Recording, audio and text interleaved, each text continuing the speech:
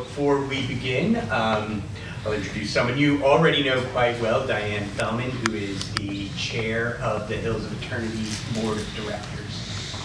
Thank you, Eric. I just wanted to, I'm standing up, I don't know why, because we're a small group, but I just wanted to welcome you all. I'm Diane Feldman, as Eric said, the chair of the Hills of Eternity. And I have been, this is our third one. I'm so excited that we could join in partnership with Shira Israel to do this series of lectures, because it's been really, really interesting. And each one I've gone back and thought about what was said, what I learned, and I'm really looking forward to this one. And again, as I'll say it every time, thank you, Eric, for all the time and effort and thought you put into it. And thank you, Rabbi Jessica, for working with us on this. Eric. Yes, thank you, and thank you right back for all the support. And one quick thing, we've been remiss in not introducing Susan Solomon, who's the executive director of the Jewish cemeteries, which includes Hills of Eternity and 50% of Salem Cemetery, which Shira Israel owns, and Home of Peace, which is owned by Emmanuel, and they have the other 50% of Salem. Thank you so much. So, as Diane said, this is the third installment of our learning opportunities. Today's topic is comfort and compassion, easing the journey for the dying and the living. And I am so pleased to be able to introduce the people who will be speaking. First, I want to introduce Rabbi Dr. William Cutter. And in the interests of full academic honesty, I just want to say that most of these biographical notes are liberally plagiarized from the HUC website. So, teacher to teacher, my apologies. Rabbi William Cutter has had an illustrious career as a rabbi in the classroom and in the field. A faculty member of Hebrew Union College for over 50 years, Rabbi Cutter is the Steinberg Emeritus Professor of Human Relations. Also at HUC, Dr. Cutter founded the Rhea Hirsch School of Education, and his program in museum education laid the groundwork for what is now the Skirball Center. A prolific writer, Rabbi Cutter is also a sought-after lecturer, we're pleased to have him here, and teacher who has shared his wisdom across the United States. And to Dr. Cutter's right is someone who really needs no introduction. This is Shira Shore. She is a psychotherapist, a licensed marriage and family therapist, and a board-certified music and expressive arts therapist who has worked in the field of therapy for 30 years.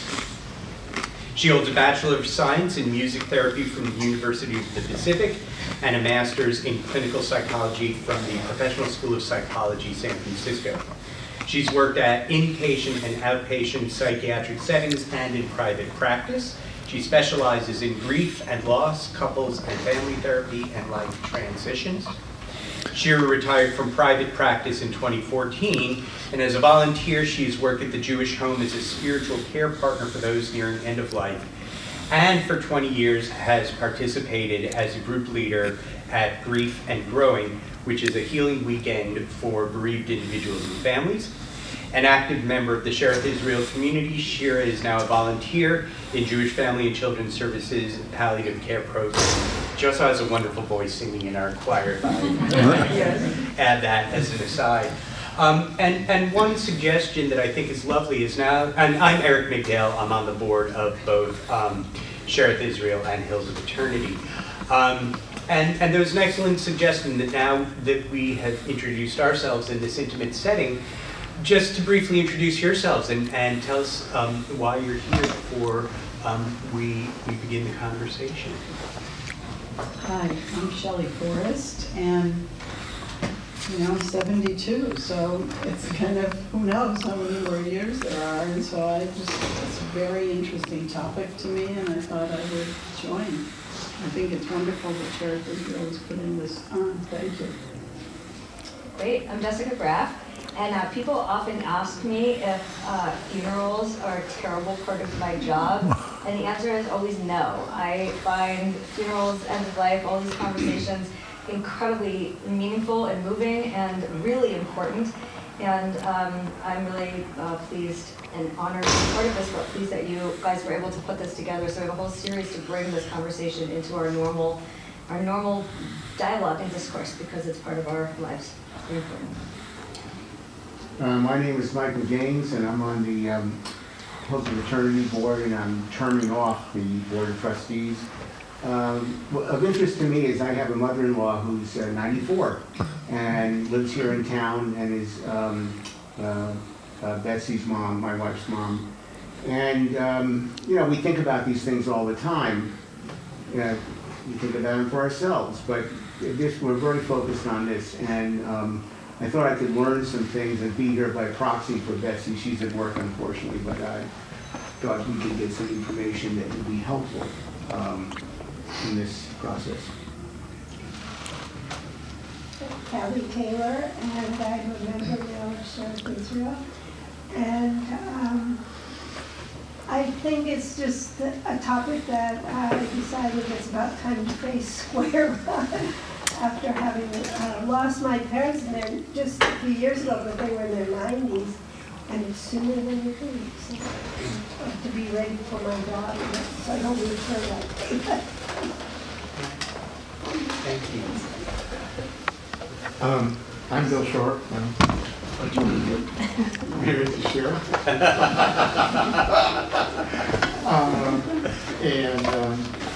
But more than the reason, I think that also Courtney Campos years ago was also on the Heads of Trinity Board, and glad these conversations are going on. I'm Craig Eplin on the synagogue board, and I have already buried both of my parents and got to learn a little bit about the Jewish aspects of death through that process, and wish I had learned more in not in the middle of it situation. So that is why I thought this seemed like really interesting. Thank you. Erik Migdail. I'm Erik's wife, and my family has been telling me I'm dark. So I guess the thing that's going to come out of my mouth right now, which is, in this day and age, you can just be hit by a bus, you can get shot. You know, it's not so much about the death of being ready for it at whatever age it comes, because we don't know that.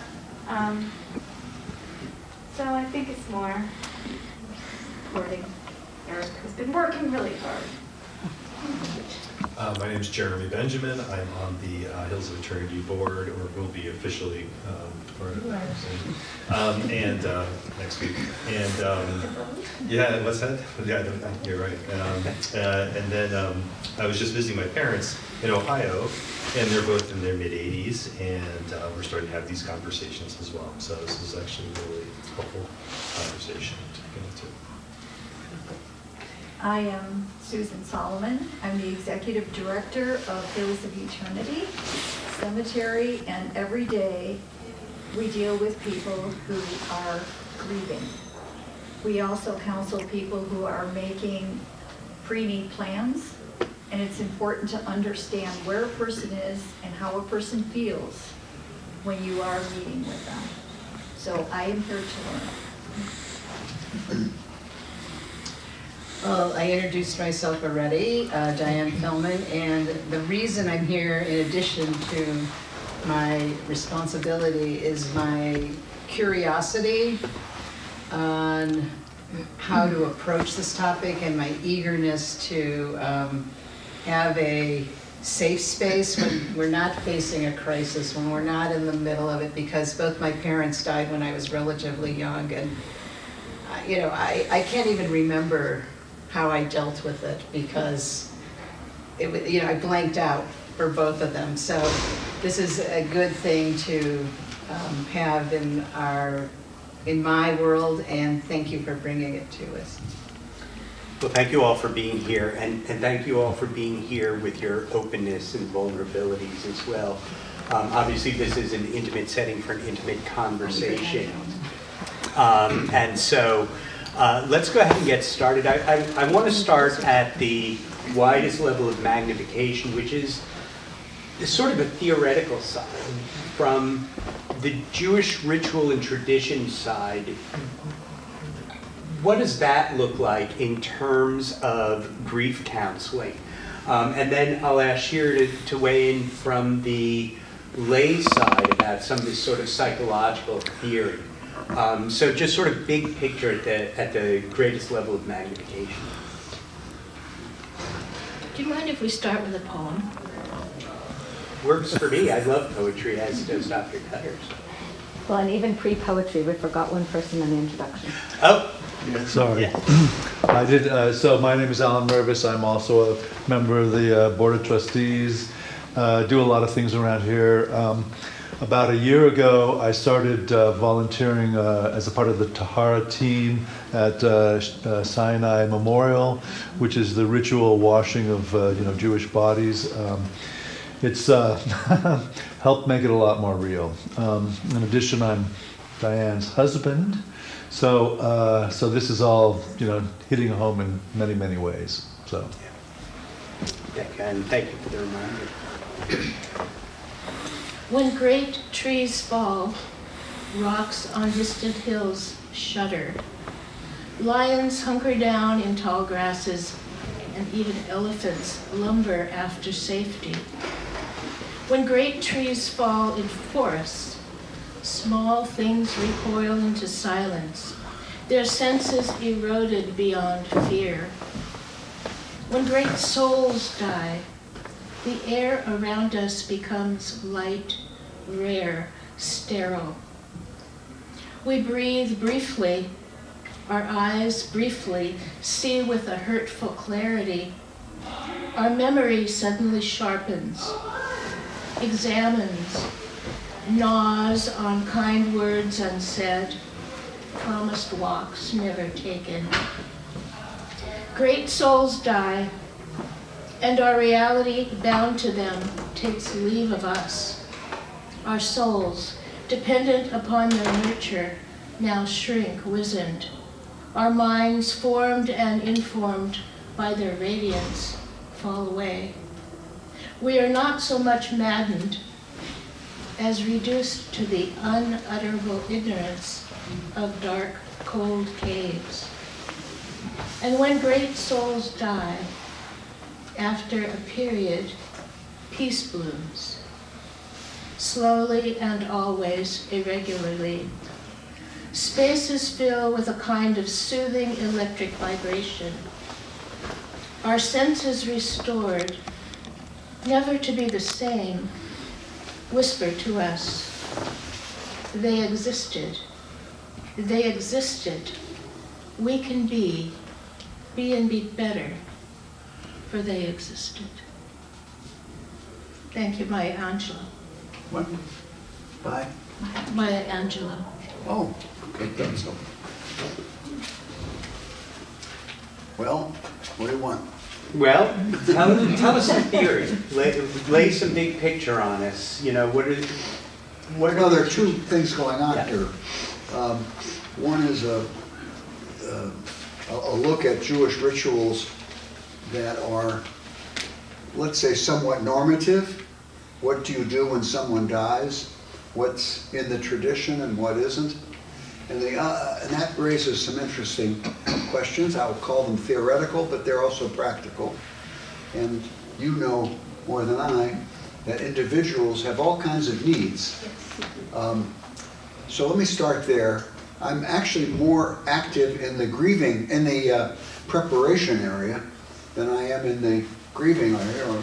I've certainly done several hundred funerals and been very involved in writing about it. So let me just say that my reaction to funerals and grieving is that liberal Jews, conservative or reform or reconstructionist, are caught between the notion, what's right, and what do I feel like? And what I feel like is very elusive. That's where you have to listen and say, oh, now I get academic and my children and grandchildren's eyes roll around and grandpa's doing theory again. But there is a difference between individuals' responses to what one does and what traditions say. So I tend to talk about, and I think this fits Rabbi Graff's wishes, I tend to be very normative in my recommendations, various steps. And then people say, well, wait, I don't want to do that. Well, okay, but I'm just telling you, this is what we do. Why do I even then bother to say what we do? Because obviously there's an infinite number of choices. Somebody says, I want to read Maya Angelou, excuse me, and I say, well, I want you to do El Male Rachamim. Well, that's a crappy old cliche. I want to read Maya Angelou. But the cantor has to sing El Male Rachamim. When my mother died, my father got up and the phone call came at, I don't know, 3 in the morning. He knocked on my door. I was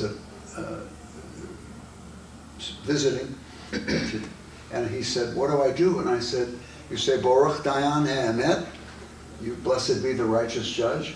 And he went back to sleep. So even on the personal level, someone telling him what to do was helpful. Now he's a pretty obedient guy after stealing tires as a boy, and being a kind of a street roughneck. He was very comforted by that. My point is, and this may not interest you today, is that a common language around death is deeply important for a community. And it's, to be pragmatic about it, it's almost a way of building community, so that you know that when there's a shiva, it is customary, for the friends to bring food. In Los Angeles, it is now customary for the mourning family to provide staggering amounts of delicatessen. At my mother-in-law's funeral, her sister-in-law came up to me after about an hour and said, Bill, we're running out of tuna salad. I didn't know what to say. Except, well, go out and buy some for us. I mean, we're trying to grieve. But instead I got in the car, I went and got more tuna salad. So that tension, I'm not trying to be funny or cute, but that tension is what liberal Jews face. So I made a list of elements of what would be called a normative or expectable, I don't know, what word should I use, Rabbi? Let's say proper for right now. Things that people do. Traditional, would you say? I could say traditional, but then there are some traditional things that will rub people wrong.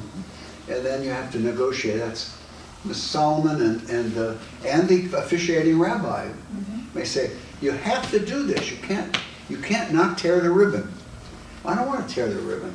Oh, well, actually it starts, guess what? You know where tear the ribbon comes from? Rending of clothing.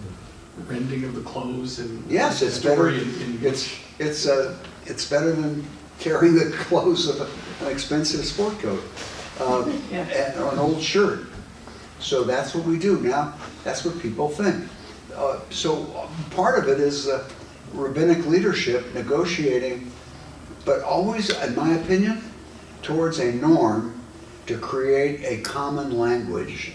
I made a list for Rabbi Graff, it's nothing that she wouldn't know, from the moment of the death, in which the mourner is a kind of in-between person, until the first yard site, let's say. It's 12 or 13 steps, and I find it, on the personal level, this is your business, comforting, and on the what I call the community level, it's a way of saying, I shared this. I did this Shiva. I did this ritual. And many of my friends, given where I went to college, don't do very many Jewish rituals. And I really honestly think that they're a little bit up in the air. And they say, well, I'm so sad, I don't care. And I'm saying, if you were so sad, I think you might get some comfort from knowing that there's this kind of regularity. Oh, we have to get ready for Shiva. The form that the Shiva takes may be different. As I said to Rabbi Graff today, Jewish wisdom isn't the precision of what you do, always. Shiva means 7, but if it occurs around Jewish holiday, it's curtailed or shorter. If people are need to travel for business, not for pleasure, it's maybe curtailed. So, and people will still say Shiva. And then somebody will say a Shiva minyan. Well, it's not. Shiva means you're sitting for 7 days and you're greeting people. Well, people say, I don't want my house full of people, but I want to call it Shiva. So that's where my interest in common language is. I'll stop here, and because we can come back to anything I said. I'm a little bit of an argumentative person around this, in which I think that part of the purpose is the creation of common language. I'm not through with that. I mean, I could talk forever, so go ahead. Well, thank you for that. And I appreciate, I really appreciate your acknowledgement of the tensions, which I do want to return to in a bit, but I'd like to hear from Shira as well as do you. You know, big picture, what's some of the theory, and then we'll talk about what's actually happening in the world. So Elizabeth Kubler-Ross had some steps, and I think it's kind of outdated. And so I have found some tasks of mourning compiled by, I think his name was William Warden. So the first is to accept the reality of loss. When someone dies, even when expected, there's always a sense that it hasn't happened. The first task is to come full faith with the reality that the person is gone and will not return. Reunion is impossible, at least in this life. It's normal after a death to hope for reunion, and that the deceased is not really gone. Usually this is pretty short-lived. And then the second one is to experience the pain of grief. Our society discourages expression, so there's a tendency to short-circuit this task. Anything that continually allows one to avoid or suppress the pain of grieving can be expected to prolong the course of mourning. Avoiding reminders of the dead, idealizing the dead, or minimizing the meaning of the loss are ways to avoid painful feelings. The third one is to adjust to an environment in which the deceased is missing. The survivor is usually not aware of all the roles played by the deceased until after the loss occurs. With the loss of the parent, roles shift within the family. Relationships to surviving parent and siblings may realign, intensify, or rigidly as adjustments to the loss. Sometimes this is the time for family therapy. So you would say that the phrase that we often hear is, how is Charlotte doing? Well, she's doing really well considering, is maybe not a good question. And, Right. you know, she's doing well, she's smiling, and she went shopping yesterday. That may not be helpful, right? No. So tell me more about how you're feeling. Tell me more about what's happening with you. So the day-to-day practical issues regarding new responsibilities may bring on anxiety, guilt, anger, resentment, sadness, depression, as people attempt to adjust to the loss. Although painful, it often is a significant life event and can be a transforming experience. The next one is to withdraw emotional energy and reinvest into life and the living. Freud said mourning has a quite precise psychical task to perform. Its function is to detach the survivor's memories and hopes from the dead. There may be a fear that to withdraw emotional attachment is somehow dishonoring the memory of the deceased, but it's not. Personally, I've found meaning in ritual. It's an effective way of both honoring the deceased memory and letting go. Things like creating a meaningful memorial service, honoring loved ones at designated times during the year, planting a tree or a bush or flowers, some of the ways that have been helpful to people. I have some other things that I can share maybe later about things I would suggest using symbol and metaphor. Successfully completing the grieving process means managing your grief, growing from it, observing it, learning from it, and moving forward with whatever your new normal is going to be. Whatever it is, it should honor and include your memories, your experiences, and your relationships, past, present, and future. It's lovely. It struck me that a key distinction you're making there is between a healthy process of grieving wherein we take these feelings and learn to put them on the shelf as part of our new environment, and the idea of getting over it. Oh, with time, like, you don't get over it. Your mother's died. You don't, it doesn't make sense to get over it. Exactly. Right. So it's a process of healing as much as it's a process of grieving. Absolutely. So Rabbi, when you were talking earlier, I was very interested when you talked about your friends who say, oh, I don't need the ritual, I'm sad. And it sounds, what it sounds to me like is if your grief is flowing like water, that it's helpful to have some bottles to put it into. Nice. Right? And while of course it's going to be individual for each person and for what their needs are and for who they are, what are some of the bottles, so to speak, that you have found in practical life to actually be consistent in helping people contend with these difficult moments? Well, in a modern period, communities are different than they were when a lot of these customs were developed.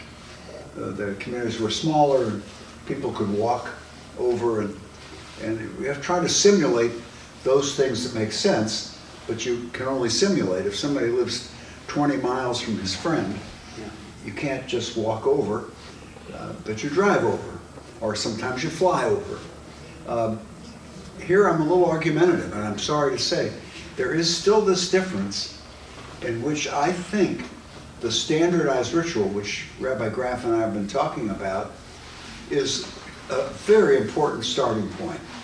I don't think it has to be, I don't think you have to use legal language. This is what you must do, although in certain traditions, it is exactly that. And where people are comfortable thinking that way, it works. But if you're not, then you have to find another language. But we still seek a kind of I still seek a kind of uniformity. But it is elusive. Now I want to go to the funeral itself. My wife's two uncles were these really popular They were chicken manufacturers, and the staff just loved them. Well, the staff couldn't come to the funeral, so they wanted to videotape. And I said, And they said, why are you so stick in the mud? I said, because I don't want cameras whirring and WHIRR and ridiculous. So I was chatting with the head of the funeral home, Ben Duwaskin of Sinai, and he said, you didn't have to make a speech, we don't allow it. Well, now you can't not allow it. You know, people will sneak in a camera in their navels. I mean, I don't know where the cameras. So that becomes a little less important. So all these norms have to have flexibility, but one still seeks the norm. Because what is the norm behind don't do TV? The norm is decorum. And try to start on time. That's not a Jewish practice. From my experience, it's not even permitted. But you start on time so that people aren't talking about the Dodgers or whatever the name of the San Francisco team is, the Giants. The Giants. We're morning men. I'm not pretty hip. About baseball anyway. But you don't want too much schmoozing, and you don't want too much who's here. And so you start on time. And the cantor shouldn't use this as his or her opportunity to show off, which is very tempting. You shouldn't, in my view, I'll give an example of where I'm really a dinosaur. I officially don't allow more than 2 speakers. Well, I've been overruled by practice. I don't know what you do. Something. I would love to limit it. You what? I would love to limit it to 2 speakers. And then, you know, people, I mean, I could tell you anecdotes. One guy said, nobody tells me how long to talk, Rabbi. He pulls out a deck of cards. It turned out he had retinitis, and each card had 1 word on it. So it took him about 60 seconds to finish his line. Another guy was a famous actor, and he was hilarious. So I sure, it was great to have a hilarious maspid, eulogizer. Dirt in the grave. My sister says, that's vulgar. Now where does that come from? The notion that that's vulgar. It's a certain kind of Germanic propriety, and it's also emotionally a little bit what? Gritty? Is that I don't mean it as a pun. It's just, I just want to have the funeral and go home. Well, what am I going to do? So you got to throw dirt on the grave? But in the congregational obligation of Rabbi Graff, I would say that's a good norm. Now, what's the psychological reason? I'll leave this to you. We say it's to indicate finality. Does that sound good enough? That sounds good. Are you trying to lower the mound? Or, no, I mean, it has a spiritual benefit. I think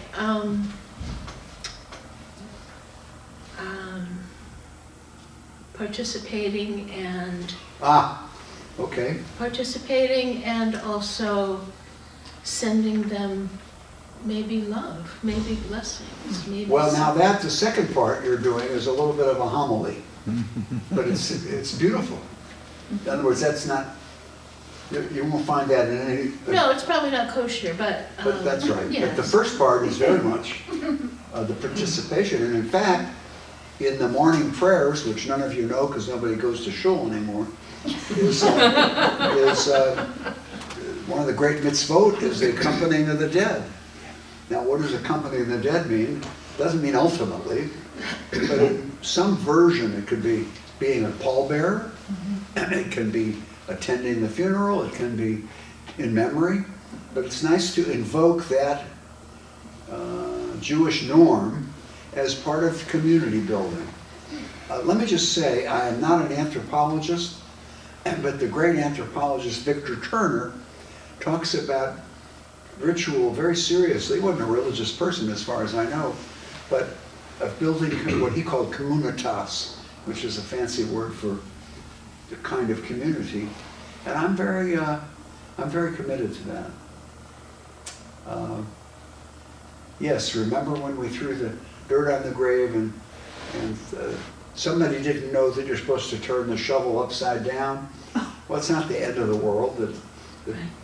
But in certain circles, it demonstrates that you're not part of the in-group. Yeah. In Reform circles, it probably doesn't matter. I've done 3 funerals at your cemetery, so I can't say. But a good funeral director will help people with norms as a way of at least navigating. How's that? And now I'll turn it over to you with navigating as a word. Yeah. Go ahead, help me navigate. The funeral? What? More the I think really from what I hear Dr. Cutter saying is the practical piece of it for him is gently guiding people to the rituals that have rooted the process for a long time because there's value there. And there is wisdom to it. And wisdom. But the specifics may not be a wisdom that works. Right. But I always say that's the start. That's where I begin, and then we'll see where it winds up. Go ahead, I'm sorry. Yeah, so from the lay side, what are some of the practical tools? Like shoveling dirt is real nitty-gritty. Like what are some of the practical nitty-gritty elements of the grief counseling work that are useful?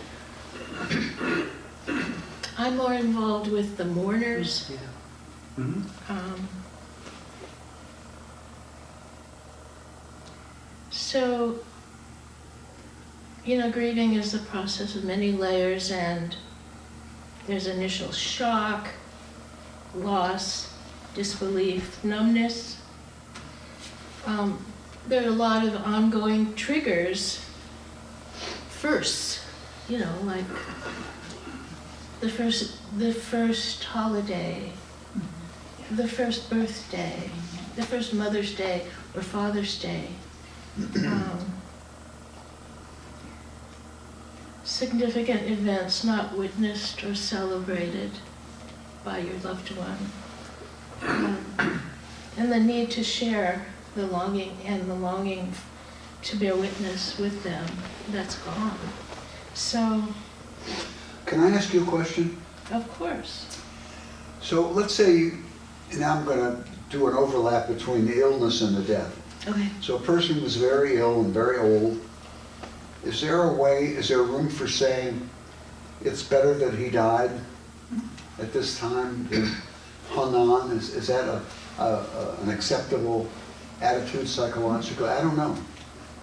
I mean, I feel it sometime, but I don't know if that's... Yeah. It's better that he died. Well... He was in pain. Such pain, better that he died. Possibly. I mean, it was time for him to go. That's a nice way to put it. Thank you. Yeah. Yeah. It's also a euphemism. Right. Okay. Right. It's Yeah. So frequently you feel like you have unfinished business. Especially if the death is unexpected or sudden. There's a quote that I like, everyone dies in the middle of a conversation. So there are some things to do to help with that. Should I get into some of those? I think some of the practical wisdom is helpful. I often recommend that the grieving person write a letter to the deceased person. It's an opportunity to address the full range of feelings, including sadness, anger, love, yearning, etc., still present in the relationship. And there are some phrases that might help start them, like, when I think of you, I remember. The biggest change for me as a result of your death has been, during your lifetime, I wish I could have told you. I'd like you to know this about who I am now. What I would have liked to know about you is, Oh, thanks. I am most grateful for. What I don't miss about you is, remember, they're not reading this. And what I will cherish about you is, so that's one thing that I think has been pretty helpful to people. It might be difficult maybe to do it by yourself. So either a therapist could help you with that, or maybe a close friend just to witness what you're doing. The other thing I would suggest is think about legacy. What did they leave you? You mean like ethical will kind of thing? It could be an ethical will, or it could be something a little more creative, like you can create a collage of pictures or drawings or whatever. Things that,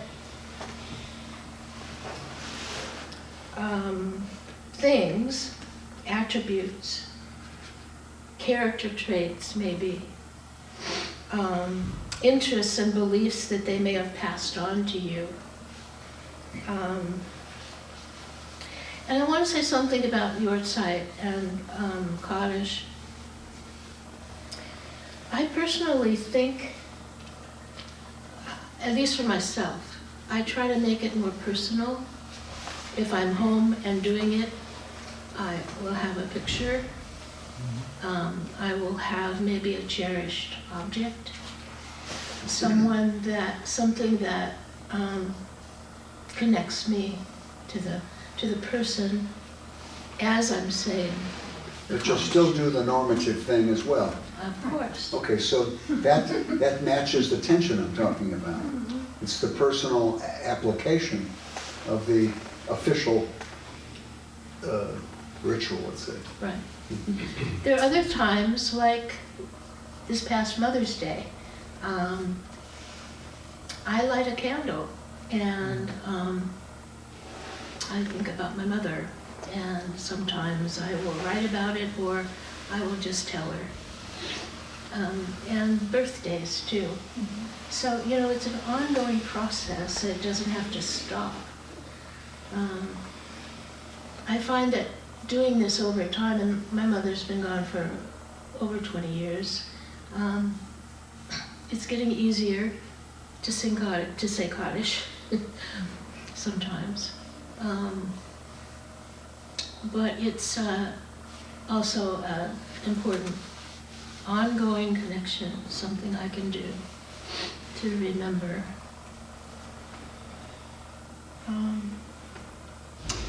What would you say a synagogue should do, I wouldn't say organizationally, but I'm going to stick with my guns about community.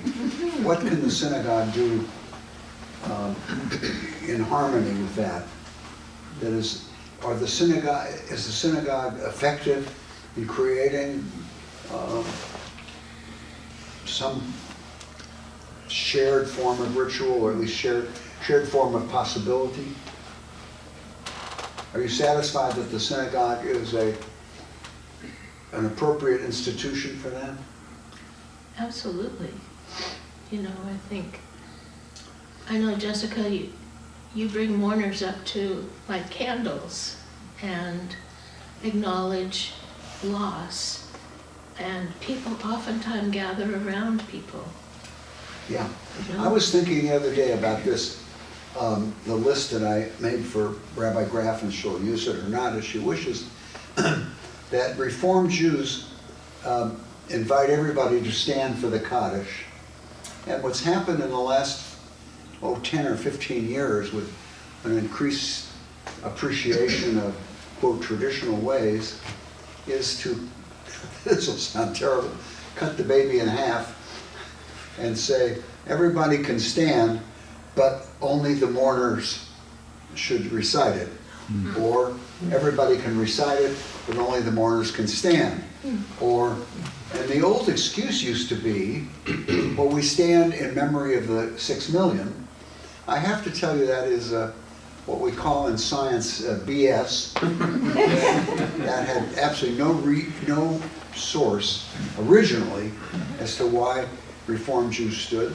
They stood because the decorum of Western European liberal Judaism was to be precisely what we're against. That is, it was to be proper and self-contained, and so everybody stood to kind of mute the standing separate. And it's turned out that we see the value of standing separate. It's well, why shouldn't I stand out? I'm in deep doo-doo. Let me be alone, or let me at least stand alone. Now, you want to join with me? Great, but it doesn't have to be total. I don't want to mute the depth of my personal feelings. So we have a guy in my synagogue, nobody will know him, but I certainly am embarrassed to do this. I don't talk about people, well, I do, but not in this way. And when we are invited to, if there's a yard site, to stand, and the rabbi, we have a young rabbi, and he'll say, whoever else you feel like you're remembering, this guy stands up and he's got a list of 14 or 15 people long, and I think that misses the point. If he's mourning them, I guess I'm wrong. I mean, I'm being very honest about it, but it seems to me I'd rather hove to the coastline. Does that make sense? I'd rather stick to the norm, and he can remember them privately. Let the grievers. We're all grieving. I mean, you read a poem. I'll tell you, I didn't bring the poem, but Kenneth Koch, who was a great poetry teacher in New York and poet, has a poem called Les temps vont vert. The times go swiftly. And there are 2 lines in there that I just love. One of them is, the point of the poem is, hey folks, all of us, are part of that human community. And one of these lines is, even the great wheelchaired captain has crossed the great divide. I don't think there's anybody in this room so young that you don't know who the wheelchaired captain was. But even Roosevelt crossed the great divide. And then later on he says, Alexander Macedon, right on time, just like a train. I love those 2 lines. Right on, whatever on time was, it was, he probably died, he did die young, didn't he? Yeah. It was because he was always with a sword. With live by the sword, die by the sword. But the point I'm making is, it doesn't comfort somebody to say, hey, we all die. Right? That doesn't help. Probably not. But it might help to have that community. When you look around, you say, oh, Sally, I was at your mother's funeral 3 years ago. Thank you for coming. And not unconsciously, semi-consciously, you become part of that community. I'll stop. Your turn. So let me just ask, because I think... I'm sorry, your turn. No. It's everybody's turn. Weigh in if some... It sounds like throughout what both of you are saying, and correct me if I'm mistaken, but there's a sense of tools by which we have to come into confrontation with ourselves. And I mean that with the gentlest connotation, that all of these tools are designed to keep us from hiding from our grief. That's nice. That's a nice. Does that sound accurate to you? Yeah. You're the expert on that. Is that okay? I mean, what he said? Absolutely. I think that's true. Yeah, I have something to share with you. The problem is you don't want to make a moral thing. When my wife's best friend died, I went to pick up actually some food to take to the Shiva. And I get to farmer's market in LA, you know, this big farmer's market. And the whole family was having ice cream the day after her death, the day before the funeral. And I really wanted to say, hey guys, that's not proper. I mean, why do the kids have to have ice cream? Why do they have to go to the farmer's market? In other words, I wanted to be strict. Stay home. Now, that's the first word in my list to you is aninut, which is that in between what Victor Turner calls the liminal. You're not officially a mourner, or somebody said, Yeah. yes, I'm a mourner. Well, you're not officially a mourner. But I'm not going to argue with people, but there is a difference between the pre-funeral and the post-funeral. And the other guy says, well, if I'm not a mourner, when they go get ice cream, no, you don't get it. Or, you know, I've called friends who've lost somebody, I've called them on the phone, and it's wrong. But I know that they don't have a sense of that. So I break the rules too. I call and say, look, I know it's not right to call you, but I want you to know, because I'm not going to get in the car and drive 25 miles to tell you that we're, you know, whatever, thinking about you. I'll call you. But this friend said, I don't usually answer the phone, but I was worried that it was the coroner. So I snuck in under the coroner's license. And it was in a certain sense, it was wrong to call. Just because of my principle of norms. So I made this list of areas that are normative for Rabbi Graff, which she didn't need it. We have manuals that have all that stuff.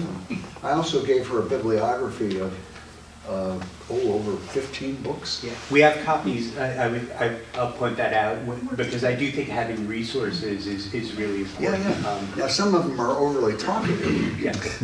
I mean, Leon Wieseltier's book is 400 pages. It's more about him than about Kaddish. But it's... I did read that, and I thought it was a little bit of a rabbinic bait and switch, actually. So it was somewhat useful, but I don't know that I needed all that particular kind of learning at that time, but I am glad I read it. But Shira, you wanted to share something that... I do. So I think you mentioned that I had worked at Grief and Growing for many years, and on May 19th of 2019 was our last one, and it was just before we were at Camp Newman, and it was just before the fire, that very next day or something. So I'm mourning the loss of Grief and Growing, but it taught me so many things, so many wonderful resources. And one of them has to do with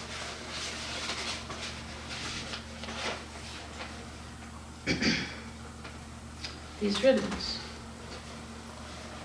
This was a process that Anne Brenner, who is a social worker, and probably she was studying to be a rabbi. She might be a rabbi by now. She is a rabbi. She's a rabbi. So this is part of her legacy, and it really helped people. When they came in to our camp, we asked them, to find to look at these ribbons. And the purpose of it is to identify where their grief is and basically what they're wanting from the weekend. So,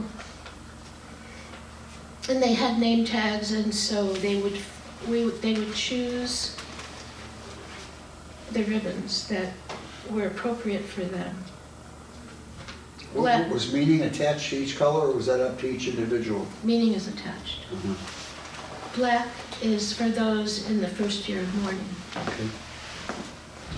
Green,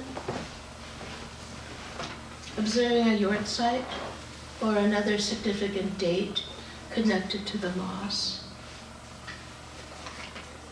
Blue,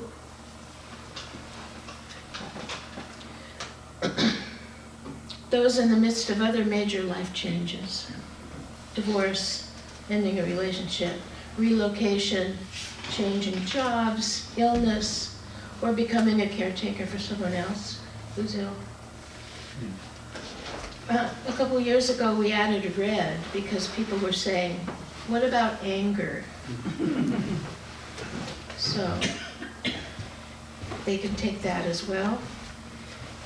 Purple is for those whose lives have been transformed by the journey of mourning.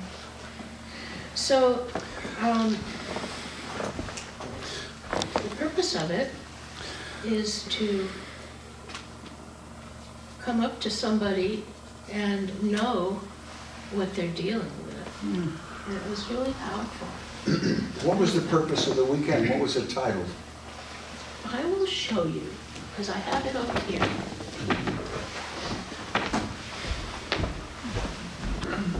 I have a little ownership in her book.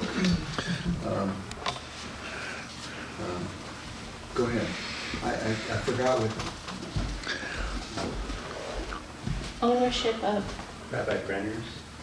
Or What? in whose book? In Rabbi Brenner? Yeah. Oh. I wrote the introduction. Oh, nice. Well, it's a great book. So Grief and Growing is a weekend program for adults, children, teens, families of all kinds, and friends who are experiencing grief from recent or past losses in their life. Now in its 23rd year, Grief and Growing, professionally guided by grief care specialists, held at rustic residential camp retreat centers amid the redwoods, the weekend provides a supportive Jewish environment where people of all ages and backgrounds can meet and work with those who've experienced similar losses. So you end up creating a community. That's community. Yeah. And at the end of it, there's a very powerful healing service at the end. So without any malice, Rabbi Brenner is a very close friend, and my tendency, being a dinosaur, would be to oppose that. Oppose That whole concept of, this? yeah, Uh-huh. the ritual's fine, Right? but I think grieving around death is different from grieving around a divorce. Oh, absolutely. And I know you do too, but what I'm saying is, I don't want to neutralize death. Now, maybe it's because I'm 86 years old. You know, I don't want to trivialize. That's the word. Right. The death process. But I may be wrong. I mean, I don't come here with an argument. But it's my first. You know, we're supposed to have a conversation of what you all think. I really believe that death is a big deal,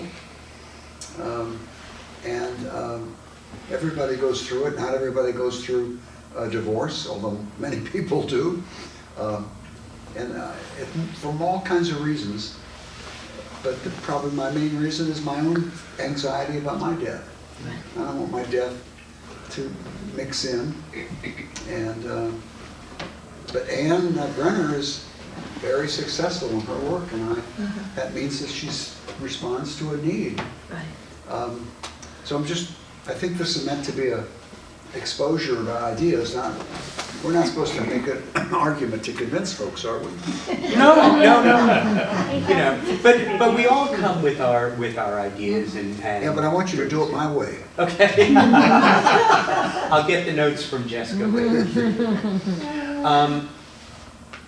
before we start to bring others into the conversation, it strikes me that the last few years have turned us all either into grievers or comforters.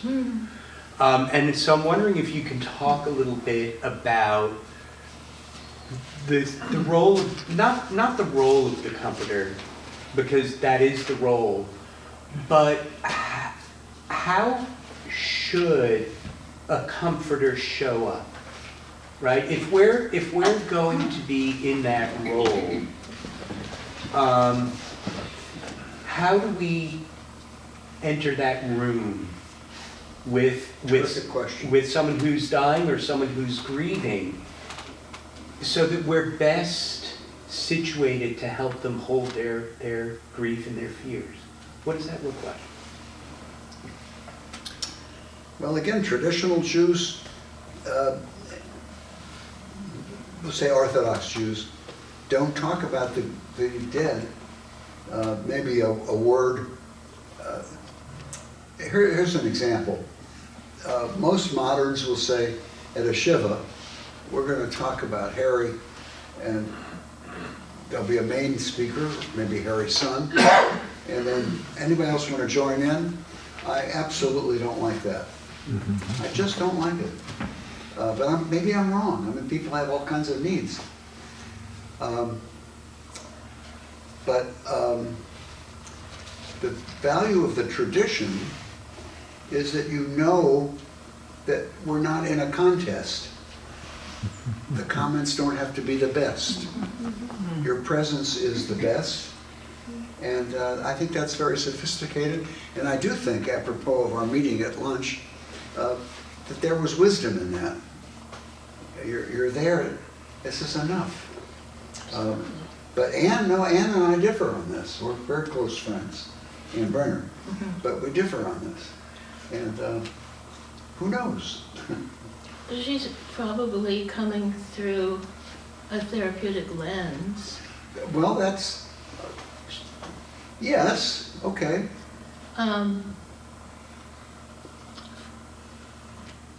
That's really my good feeling answer. about it is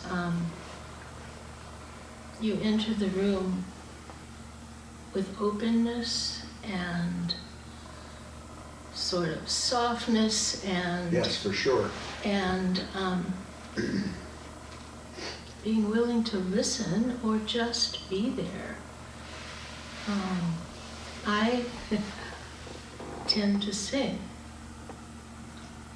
Well, just being there is the point of the tradition. And you don't have to say anything. Right. And it doesn't have to be a witticism. Right. I remember my father, when my mother died, and she died very young, he said, I don't want people sitting around talking business. So, no shiva. Well, he was a fairly prominent person in St. Louis, and people came anyway. And lo and behold, he was right. They talked business. So we said to the rabbi, my father was a member of a right-wing conservative synagogue. I said to the rabbi, my younger sister and I agreed, no mincha, just ma'ariv. The rabbi said, no mincha, you gotta have mincha. I said, these people don't even know what mincha is. You know what mincha is? No. It's the service before sunset. It's the great, talking about liminal, it's the service that lasts 6 minutes. You daven it like you're on a train, a fast train.